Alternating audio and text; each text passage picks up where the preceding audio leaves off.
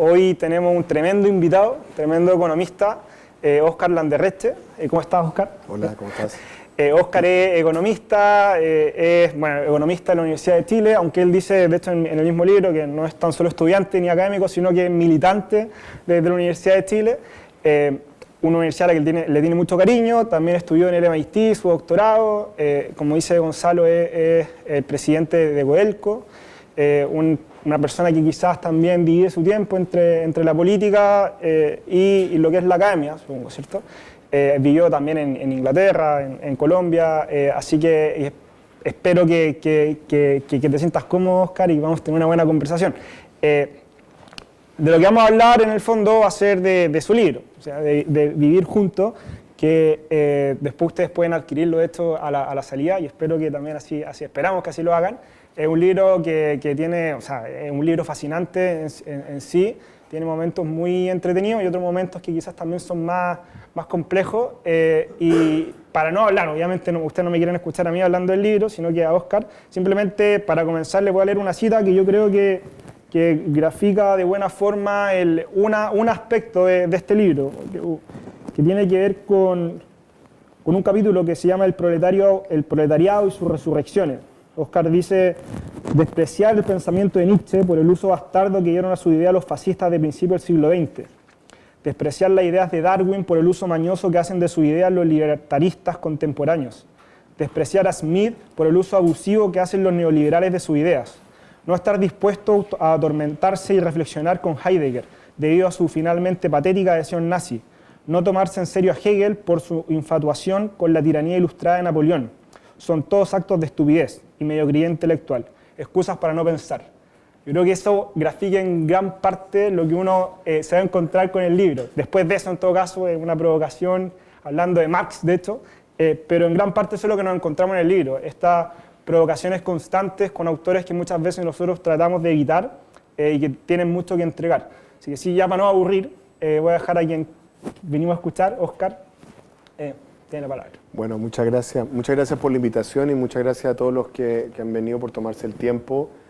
Para mí es un placer estar acá, además es un placer hacer un aporte a iniciativas como esta fundación, que me parece que es muy rescatable, que se intenten construir espacios como este en un momento en que tenemos ciertas dificultades con la vida pública en general, no solo en Chile, pero también en Chile.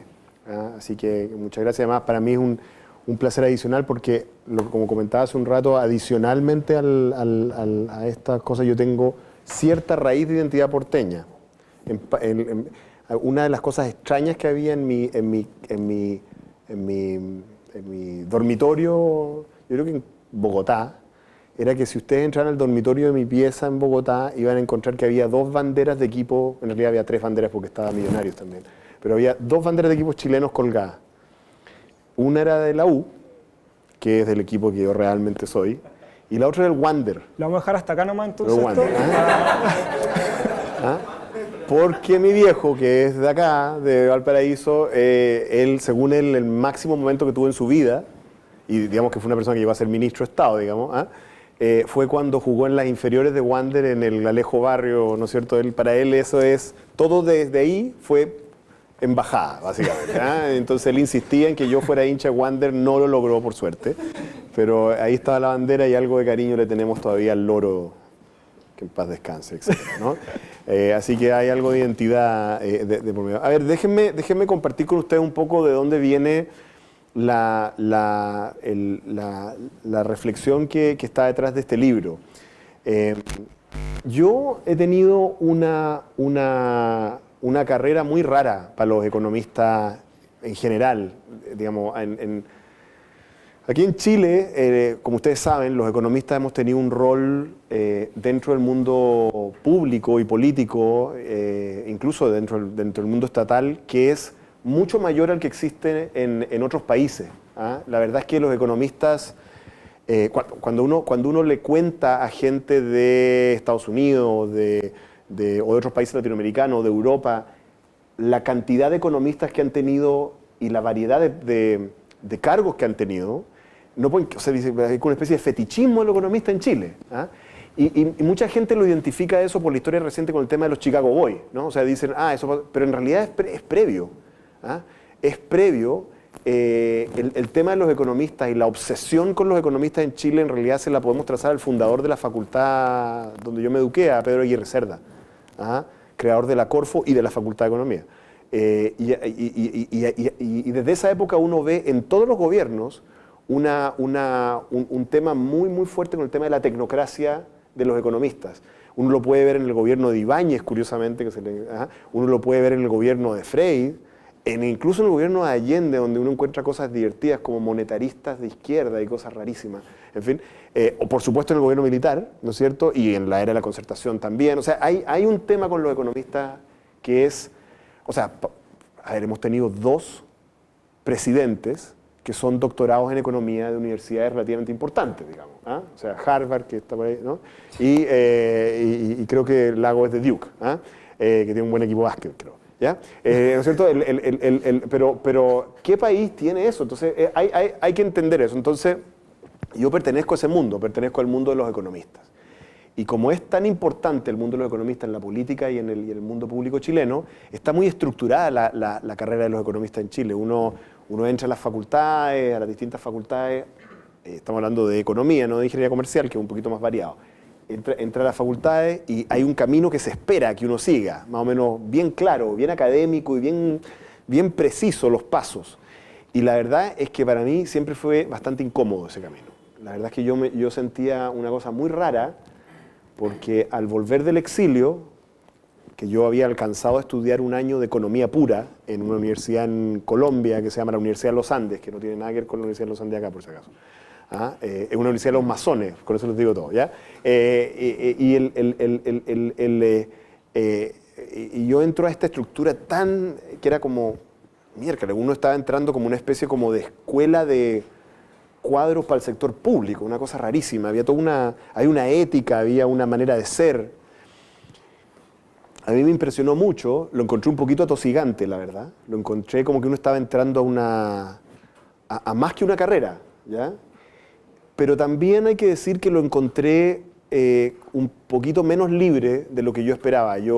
Mi visión de lo que era la disciplina económica en el mundo que yo había vivido cuando niño, en Inglaterra, en Colombia, en otros lugares, era más de una ciencia social. Y acá era derechamente una carrera que era vista más como una ingeniería, de frentón. Ya una ingeniería, una cosa que era visto como algo técnico. Y yo siempre me sentí bastante incómodo con eso y creo que muchas de las virtudes de lo que se ha hecho en Chile tienen que ver con eso, pero como todo, las virtudes tienen peligro y problemas. Y algunos de los defectos y errores que hemos cometido y que estamos empezando a pagar hoy, creo yo, también tienen que ver con eso. Entonces yo siempre he sentido esa incomodidad y me costaba un poco, y tenía como la inquietud y la necesidad de tener un espacio para reflexionar respecto de los conceptos de la economía que están envueltos, pero desde una mirada que amplía el espectro de lo que estamos mirando, que mira la economía desde, por supuesto, desde otras ciencias sociales, que eso es obvio, ¿no? Pero no solo desde las otras ciencias sociales, sino desde el mundo de la cultura, desde el mundo de las artes, desde el mundo de lo que ocurre en la vida diaria de las personas. Esa inquietud siempre ha estado ahí.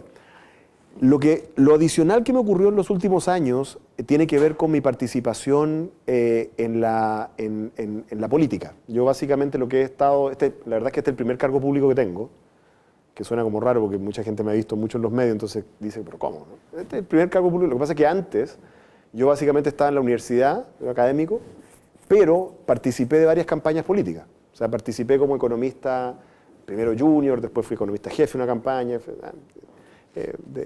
participé en la primera campaña de Bachelet, participé de la campaña de Frey, que perdimos con Piñera por mi culpa seguramente.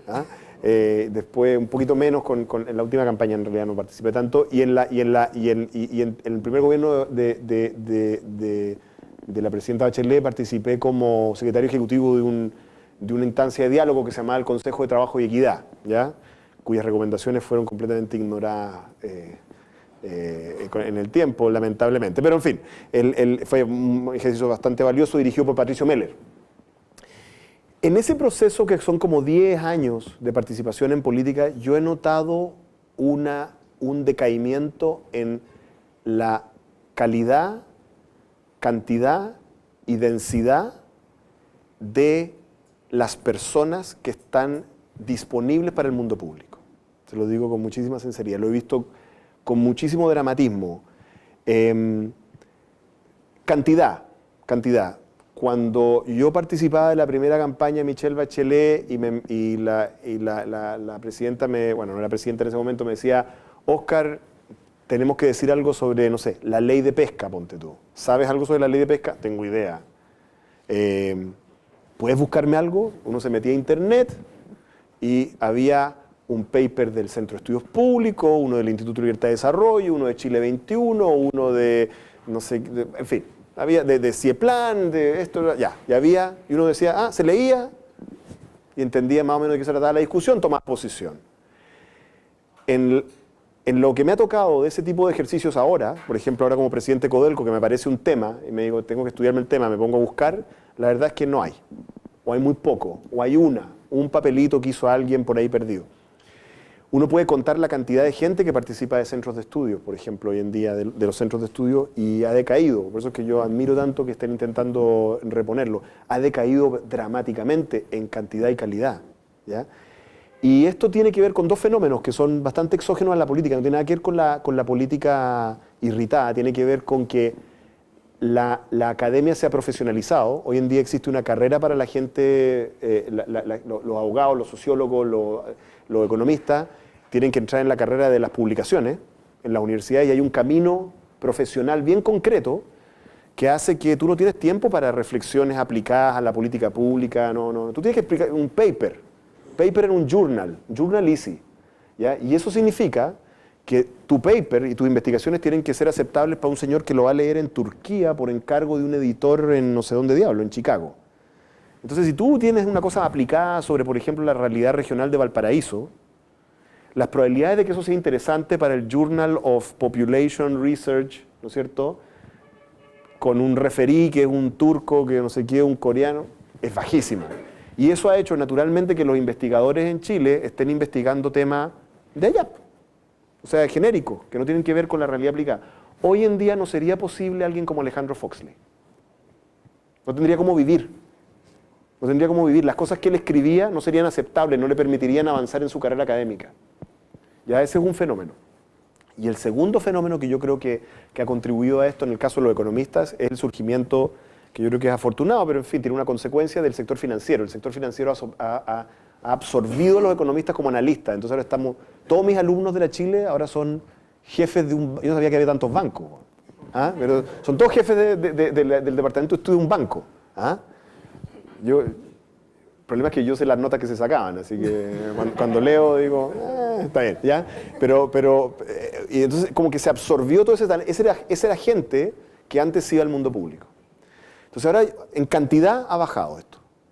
En calidad ha bajado por un problema de cantidad, pero también ha bajado porque la sobreprofesionalización de las carreras que tienen que ver con el mundo público hace que la gente tiene que dedicarse a una cuestión súper específica, técnica, para lograr o los informes que necesita para su banco, o el paper que necesita para publicar, y el espacio que tienen para poder leer una amplitud de temas y relacionar cosas raras que no necesariamente están conectadas y formar ideas complejas, novedosas, es muy, muy, muy pequeño. Y yo lo he visto como eso ha hecho decrecer la calidad. Bien, déjenme hablarles de un economista, por ejemplo, que a mí me parece que un tipo que yo admiro mucho, Alexander Galetovich, ¿ya? Alexander Galetovich es un economista de orientaciones más bien conservadoras, por lo tanto él está en general en desacuerdo con todo lo que yo diga, ¿ya? Pero Alexander, cuando partió en su carrera académica, él salió de Ingeniería Industrial de la Chile, cuando partió, participaba de iniciativas de hacer revistas con políticas públicas, aplicaciones a Chile. Por ejemplo, él editó un libro maravilloso con el Centro de Estudios Públicos que tenía que ver con economía urbana, sobre Santiago, introdujo cosas de economía urbana, territorial, todas unas cosas imposible de publicar afuera, solamente se podían publicar en Chile porque tienen sentido para Chile. Hoy en día, Galetovich está ahí en la Universidad de los Andes publicando paper easy y no tiene tiempo y tú le dices, Andrea Repeto, lo mismo, tú le dices, oye, no, yo tengo que hacer mis papers, la cuestión, o sea, sorry, no tengo tiempo, es mi carrera, tengo que cumplir, ¿te fijas? Yo lo he notado eso. Entonces, yo quería hacer un intento por reposicionar una mirada más amplia en la discusión sobre economía en Chile. Y me parecía que eso requería enfrentar el tema de qué significa lo que hace la economía para la reflexión sobre la sociedad en que vivimos y el momento económico, político y cultural en que estamos. Que para la lógica del economista de Paper Easy es Puma.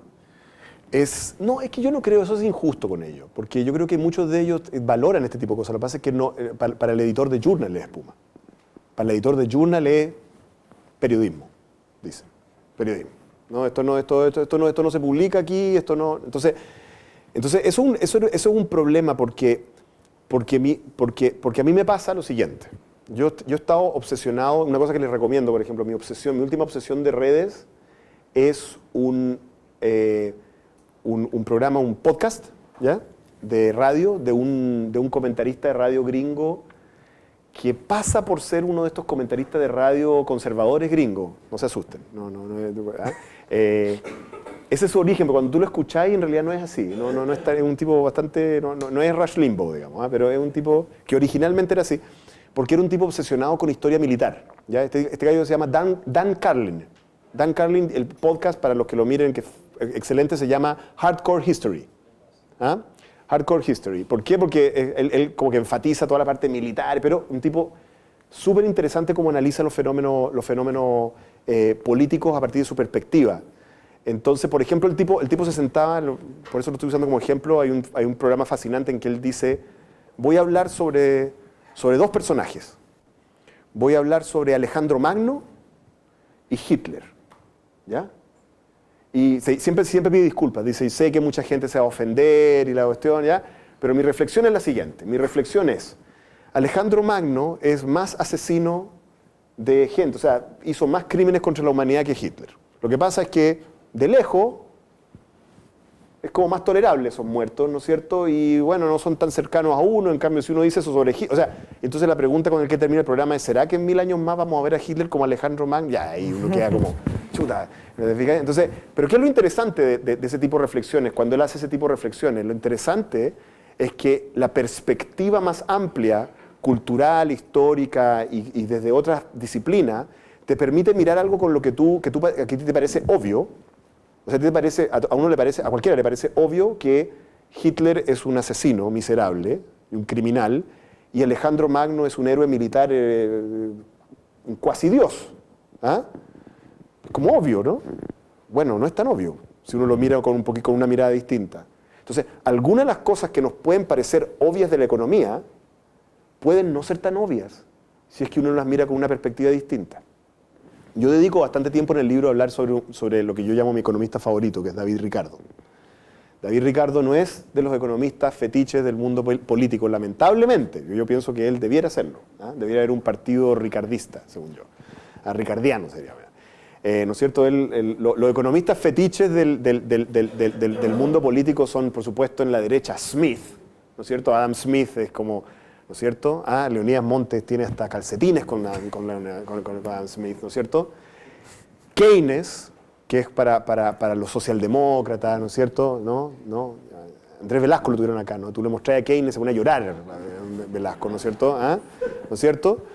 Y Marx, ¿no es cierto? Para la izquierda, Marx es una figura, es un profeta. Marx es más que un economista, un filósofo, pero además un profeta, ¿no es cierto? Pero yo en la portada del libro, obviamente expulso a Adam Smith y explico adentro por qué. Coloco a Keynes, ahí está Marx, Marx, Keynes, y arriba está David Ricardo. ¿Y por qué pongo a David Ricardo? Porque resulta de que David Ricardo es un economista que lo invito a leer, ¿por qué yo lo encuentro tan maravilloso? Pero déjenme hablar de un concepto para que vean lo que yo trato de proponerles como una mirada distinta a la economía. David Ricardo es el inventor realmente de muchos conceptos que son muy importantes en economía, tremendamente importantes. ¿Ya? Por ejemplo, uno de los conceptos centrales de David Ricardo es el concepto de ventajas comparativas. ¿Qué cosa más tecnocrática y terrible puede haber que ventajas comparativas?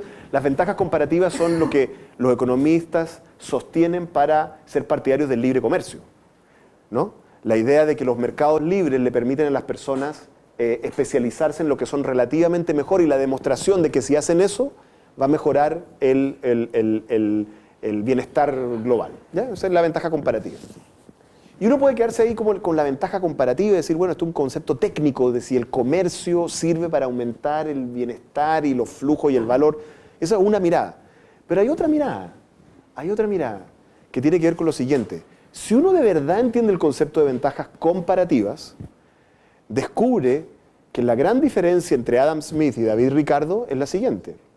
Cuando Adam Smith construye su teoría de la especialización como mecanismo central de generación de valor y crecimiento, si ustedes leen a Adam Smith no es un tipo muy de comercio. No, el comercio no, él no tiene él lo que tiene es la especialización. Él es presbiteriano. Él cree en ser una persona que se dedica a algo y se especializa y mejora porque rinde culto a la gracia divina que le dio la posibilidad de ser un buen, no sé, zapatero. Entonces yo voy a ser un buen zapatero y voy a ser el mejor zapatero y como me dedico a eso, cada vez mis zapatos van a ser mejores, voy a producir más zapatos y es el mecanismo de especialización que genera que el mundo sea mejor. Esa es la caricatura de Adam Smith. En el caso de David Ricardo decía, usted no tiene por qué dedicarse a lo que usted es mejor. No, es que yo soy excelente, esa palabra que nos gusta acá, ¿no? Excelente como zapatero. Soy excelente como zapatero. Ya está bien, tú eres un gran zapatero, eres buen zapatero, pero ¿sabes qué? Hay como otros 6 zapateros que son un poquito menos que tú, o sea, no son tan buenos zapateros, pero son bastante buenos. En cambio tú serías un gran, no sé, profesor de colegio. No, pero yo soy mejor zapatero. Sí, pero socialmente eres más útil si eres profesor de colegio. La idea detrás de las ventajas comparativas de David Ricardo es que lo que agrega más valor social, lo que agrega más valor es donde tú eres más productivo desde el punto de vista social. Y lo que él argumentaba era que los mercados competitivos y no monopólicos asignaban de esa manera los trabajos a las personas. Es más, David Ricardo fue un parlamentario liberal, opositor a los conservadores. Él consideraba que él estaba con liberar los mercados, él estaba liberando las capacidades relativas de las personas que estaban, digamos, sometidas por estructuras aristocráticas y regulatorias que protegían a la aristocracia inglesa. Qué diferente es el concepto de ventajas comparativas y el concepto de comercio cuando uno lo mira por los ojos de David Ricardo. Yo intento hacer cosas parecidas a esto de David Ricardo con varios pensadores, no solo economistas, porque creo que si no miramos de una manera más compleja las ideas y nos dejamos reducir en el mundo de las ideas a las caricaturas que hoy en día ya con el, yo diría, auge y declinación de las redes sociales hasta cierto punto, se han vuelto las que nos gobiernan, nos va a costar mucho avanzar hacia las soluciones que necesita este país en política pública, en políticas que por nuestro estado de desarrollo son crecientemente sofisticadas. Eso es básicamente lo que yo intento hacer. Mi recomendación final para todos ustedes es que uno tiene que hacer un intento de mirar a Chile desde lejos. Y eso tiene distintas maneras de hacerlo. Una manera muy fácil es tratar de mirar lo que uno hace, la disciplina que uno hace, desde las otras disciplinas. Entonces a los economistas, ¿ya?, yo les sugiero mirarse desde el arte, mirarse desde la sociología y mirarse desde la antropología, pero tiene una vuelta a esto. Que a los sociólogos marxistas yo les recomiendo mirarse desde la economía, pero y críticamente, hacer el mismo ejercicio. Y eso nos va a hacer bien. Y a todos yo les recomiendo mirarnos desde la historia, que es también lo que intentamos hacer en el... Miren, si ustedes se meten a este sitio que estoy recomendando, estoy fascinado con esto, estoy obsesionado, lo escucho en el auto, lo tengo bajado ya. Él tiene una serie, este gallo Dan Carlin, que venía pensando de recomendárselo a ustedes, tiene una serie que se llama La muerte de la República. Son como 5 capítulos en que él discute la muerte de la República Romana, ¿ya? Y cuenta la historia de la muerte de la República Romana, cómo se fue cayendo a pedazos la República. Si ustedes escuchan ese programa y piensan en los políticos chilenos, ustedes van a encontrar los personajes que son Meo, Piñera, Osandón, Velasco. Velasco termina mal. ¿no? Ustedes lo encuentran a todos ahí, todos tienen unos nombres así, Craso, y no sé cuánto, Esquipio africano y no sé qué cosa. Todos tienen unos nombres distintos, pero si ustedes piensan en lo que estaban tratando de hacer, no eran tan distintos. Déjenme decirles que los 150 años de fin de la República Romana fueron básicamente 3 o 4 guerras civiles y conflictos políticos entre dos bandos, dos partidos políticos. Uno que se llamaba el de los populares, ¿no? Que eran la izquierda, eran en la retroexcavadora, literalmente. Y el más grande de la retroexcavadora se llama Julio César, que por si acaso instauró una dictadura para hacer una reforma agraria. O sea, por si acaso. Y una reforma política para incorporar más gente que los nobles al Senado. Julio César. Bueno, ese es Julio César, pero hay varios antes de Julio César, hay varios. Y todos terminaron muertos y unas cosas tremendas y súper entretenidas. Y el bando opuesto a los populares, ¿sabe cómo se llaman?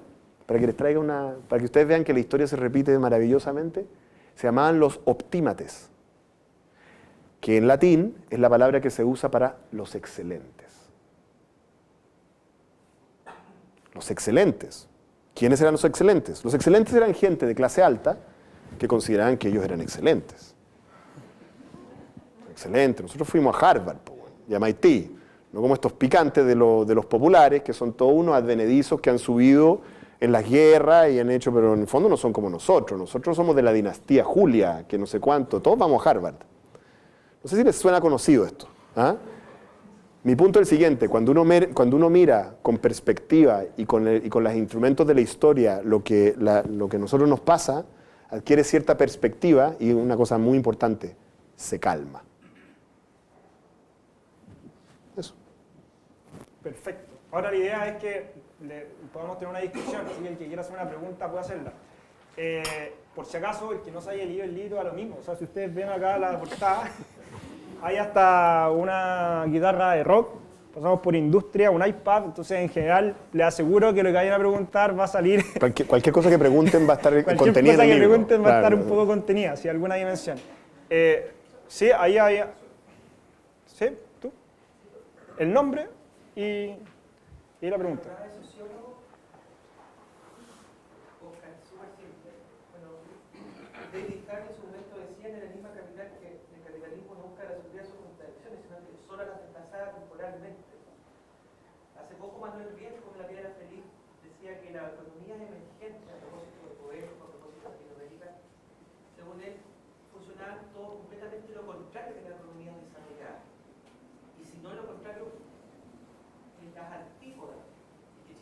Décadas sin entender aquello. Si consideramos la crisis de los 80, la crisis asiática y la crisis subprime, donde el capital financiero, la volatilidad de la especulación quedó en el suelo, ¿cuál debería ser a juicio tuyo una estrategia desde Codelco Chile, pero considerando Latinoamérica, una estrategia de desarrollo que nos permita, de una vez por todas, poder diversificar la matriz productiva, agregar valor, pero ser realmente modernizados como en Corea del Sur, como en los países que realmente no solamente han superado el PIB, sino que se han modernizado a escala humana, o sea, de manera transversal. Necesito solamente a Fox, justamente que dijo el año pasado que estaba claro que el escenario futuro del impulso dinamizador originado en Estados Unidos y Europa se iba a reducir y que no iba a haber un viento favorable hacia Latinoamérica. Por ende, teníamos que descansar en el esfuerzo interno de ahorro, inversión, aumento de productividad, pero sobre todo acceder a otros mercados más dinámicos como son los otros países del Asia. ¿Qué opinas tú más o menos en base a esa cifra y en base a que Vigi tampoco ha estado muy cómodo en el último tiempo? ¿Vamos una por una? Ya. Sí, yo digo... Estaba tratando de acordarme mientras hablabas de un libro para recomendarte que después si quieres me puedes mandar un correo y te lo cuento, que es de una... Yo no sé si está citado ahí, probablemente sí.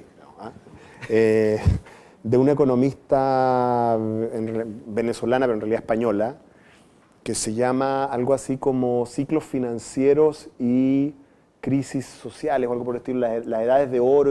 Bueno, la teoría de ella, que ojalá me acuerde en este momento, de su nombre, tenía que ver con algo lo que tú estabas diciendo, que yo creo que marca la crucial, para mí le pone el dedo en la llaga al problema que nosotros tenemos.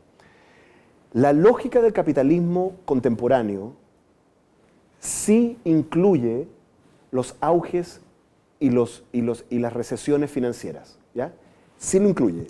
ella lo argumentaba, esto viene de Schumpeter, ¿ah? de la destrucción creativa. Básicamente el argumento es el siguiente. Alguien inventa algo, por ejemplo, alguien inventa, no sé, no sé, las máquinas de vapor, para no decir internet porque es muy fome, la máquina de vapor. Y todo el mundo se da cuenta de que la máquina de vapor es una gran cosa, ¿no? Entonces, chuta, la máquina de vapor, excelente. ¿Ah? Podemos convertir, quemar cosas en movimiento, es fantástico. Hagamos cosas con la máquina de vapor. Al principio de un cambio tecnológico paradigmático, la sociedad no sabe cuáles son las aplicaciones de esa tecnología que van a funcionar y cuáles no. Va a aparecer una persona que va a decir, oye, ¿sabes qué? Tengo una idea. Hagamos cepillos de diente automáticos a vapor. ¿Ah? Y nadie tiene por qué decir, no, eso no va a funcionar. ¿Cómo te ocurre un cepillo de diente automático a vapor? No sabemos. Y otro va a decir, ¿sabes qué? Hagamos unos carros que anden a vapor y que transporten gente. ¿Dará el vapor para eso? ¿Realmente se podrá hacer eso? Y otra gente va a decir, oye, ¿iluminemos las ciudades con vapor? Ya, ¿y qué es lo que pasa? La lógica de esa innovación, lo que hacen los mercados de capitales desarrollados, y tengo que decirles que Chile no es uno de ellos, obviamente, ¿no es cierto? ¿No es cierto? Lo que hacen los países es que prueban la tecnología. Dicen, el señor que tiene la idea del cepillo de dientes, lamento haberte dado esa idea, el señor que tiene la idea del tren, el señor que tiene la idea de iluminar, y les vamos a dar plata, capital de riesgo, y prueben. Y por supuesto que unas van a fracasar y otras van a resultar. En el proceso de inversión, de apuesta, se produce un auge, porque todo el mundo dice, oye, tengo que invertir en la nueva tecnología. ¿Tu fondo de pensiones tiene algo en vapor? No, ¿y para qué sirve el vapor? No sé, pero está... Everybody's doing it. Vamos, vapor, vamos al vapor. Y llega un momento en que se empiezan a realizar que alguna de estas tecnologías no funcionan. No funcionó el cepillo de dientes a vapor. Tuvimos que echar a 10.000 trabajadores y chao con el cepillo de dientes a vapor. Y van sobreviviendo las que sobreviven. Y ahí viene el desinfle. Y esa lógica está bien descrita en este libro que me estoy tratando de acordar todavía y no me logro acordar del nombre de la autora y te lo puedo mandar después.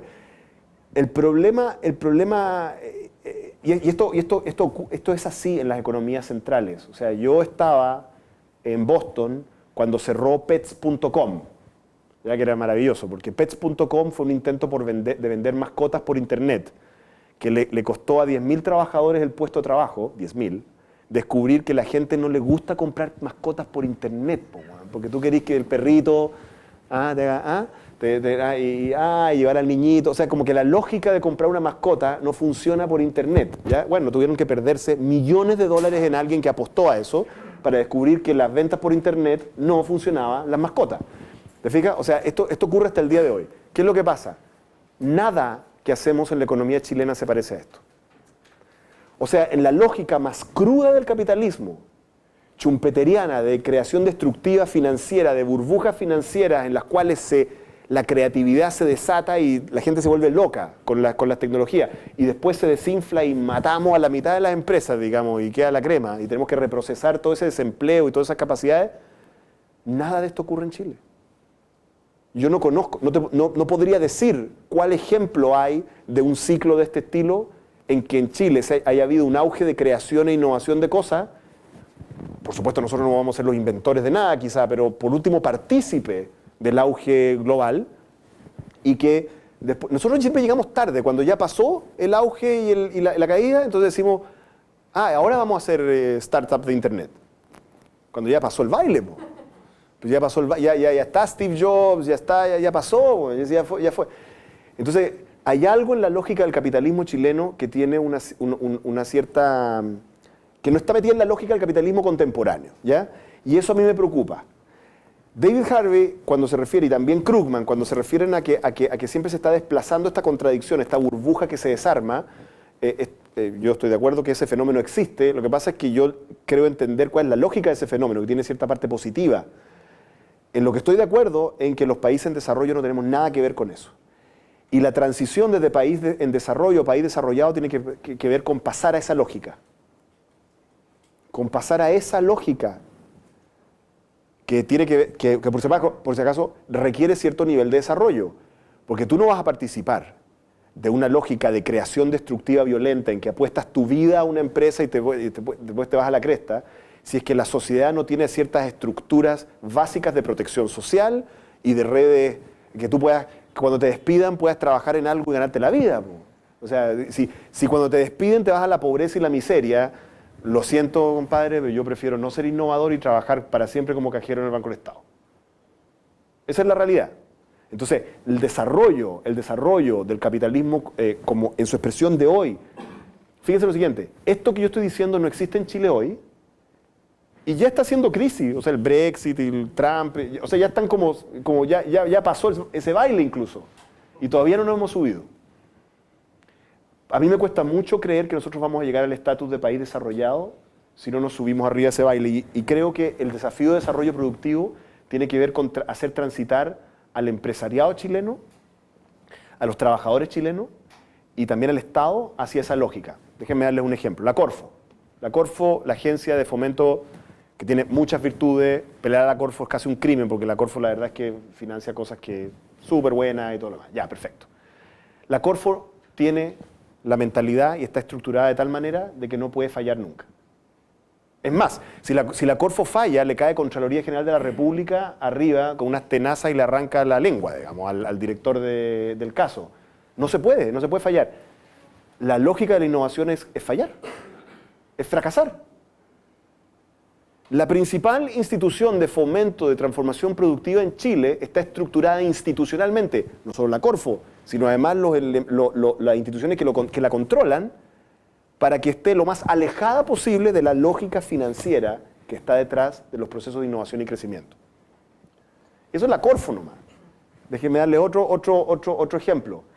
Chile es tiene una cosa bonita Chile, que esto llevamos algo así como los últimos 5 o 6 años, como 10 años, las empresas han sostenidamente bajado su gasto en investigación y desarrollo. ¡Bajado! ¿Ah? Bajado su gasto en investigación y desarrollo y lo que ha aumentado para compensar son los fondos públicos que financian los papers, eso. Que yo estoy a favor de los papers por si acaso, ¿eh? pero no quiero vivir en los papers. ¿Eh? Yo creo que nosotros tenemos un problema de sinceramiento respecto de lo que significa ser una economía capitalista moderna y ni siquiera en este aspecto lo tenemos bien metido. Y creo que hay una gran cantidad de preguntas respecto a cómo enfrentar las políticas para estructurar eso. Sí, yo me quería apropiar de la siguiente pregunta, ojalá que sea más o menos corta, pero que tiene que ver con algo que conversamos antes de empezar. Porque en particular en el libro se habla mucho de esta reivindicación de la realidad colectiva que se ha visto sobrepasada por el individualismo permanente de estos últimos años, ¿cierto? Y en ese orden conversamos de que un planteamiento que parte importante de la derecha también lo está haciendo. O sea, y no tan solo la derecha social cristiana, que es como entendible, sino que también sectores más conservadores están tratando de volver a reivindicar esta realidad colectiva. Entonces, mi pregunta tiene que ver con el rol que tú le atribuyes al Estado, que es donde probablemente ahí se marquen las diferencias entre esta derecha conservadora social cristiana. Incluso uno puede ver hasta el manifiesto de Chile Vamos, encuentra bastantes similitudes con esta de reivindicar la realidad colectiva. Y te lo pregunto porque, claro, en el libro tú hablas, citas a Hobbes, también a Eric Olin Wright, cuando dice que la necesidad de experimentar estos espacios colectivos no ni estatales, ni de mercado, ni capitalistas, que uno lo empieza a pensar y dice, claro, es bien parecido a esto de salir de la dicotomía de mercado y Estado que habla la derecha. Por otro lado, tú también dices, oye, pero ojo que no podemos prescindir del Estado porque si no esto es un socialismo flash mob. No sé, flash mob, sí. Claro, entonces, en particular, ¿cuál es el rol? Porque quizás ahí está la diferencia, ¿o no? Sí. Estoy intuyendo, entre estos planteamientos más de sectores conservadores y lo que tú estás planteando en el libro. Un libro que conversábamos antes, le gustó a gran parte de la derecha. Sí, estoy en problema. Voy a retractarme. Tengo otro libro escrito para retractarme. No, a ver, es verdad, a ver, no es tan nuevo esto de que en la derecha hay una raíz comunitarista que no es social cristiana, por si acaso. O sea, a ver, buena parte de lo que uno podría llamar pensamiento conservador clásico tiene que ver con eso.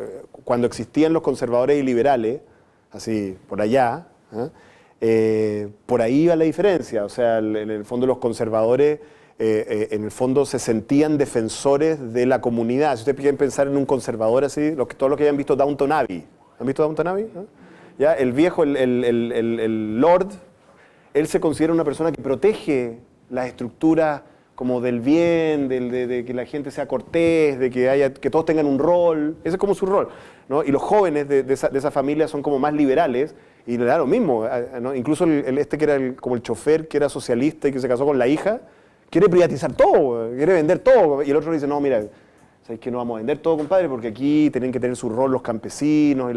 O sea, hay una historia, aquí hay un historiador, ¿Vial puede ser?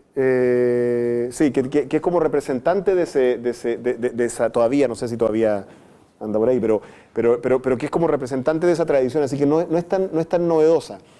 Yo creo que donde se marca la diferencia puede ser que tengan que ver con qué rol tiene el Estado, pero yo veo una diferencia anterior, que tiene que ver con primero, ¿cuál es el principio rector que hace valorar esas estructuras sociales? O sea, que esas estructuras sociales son valiosas ¿por qué? ¿Ya? Y eso determina qué es lo que hace el Estado. Por ejemplo, voy a caricaturizar tanto a la izquierda como a la derecha para poder hacer el punto.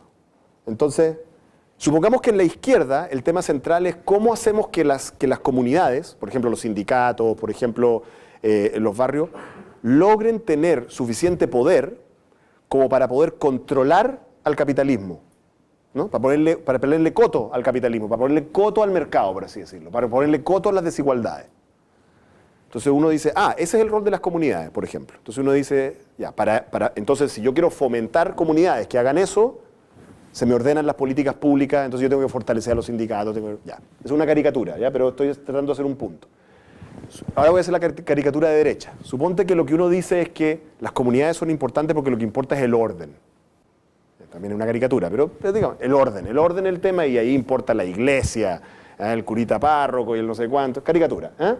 Entonces, y ahí se ordena de nuevo, tú dices, este son el tipo de políticas públicas pro-comunitarias, pro-colectivas, que generan el tipo de comunidades que generan, por así decirlo, el objetivo ese de derecha como el otro dicho. Entonces yo creo que más que el instrumento del Estado o no, yo creo que tiene que ver con el tipo de cosa que uno quiere hacer con la comunidad y el tipo de rol que uno le adjudica a lo comunitario y colectivo. En el libro yo enfatizo la tradición clásica socialista y marxista de que las comunidades y los colectivos son una respuesta frente a la destrucción creativa capitalista, que genera que la gente pierde su sensación de pertenencia, pierde su identidad, se proletariza, en el sentido más clásico del término marxista, y por lo tanto termina siendo personas que son sujetas de explotación. Y las comunidades son las que los protegen de eso, ¿no es cierto? Y hay distintos temas. Y ese es un tema que a mí me parece importante. Yo lo que creo es que lo que me pasa, por eso es que yo creo que algunos comentaristas conservadores nos encontramos, para mi terror, ¿no es cierto? No sé, hay una columna de Gonzalo Rojas que habla muy bien de mi libro, lo que me tiene con problemas, en fin, que agradezco además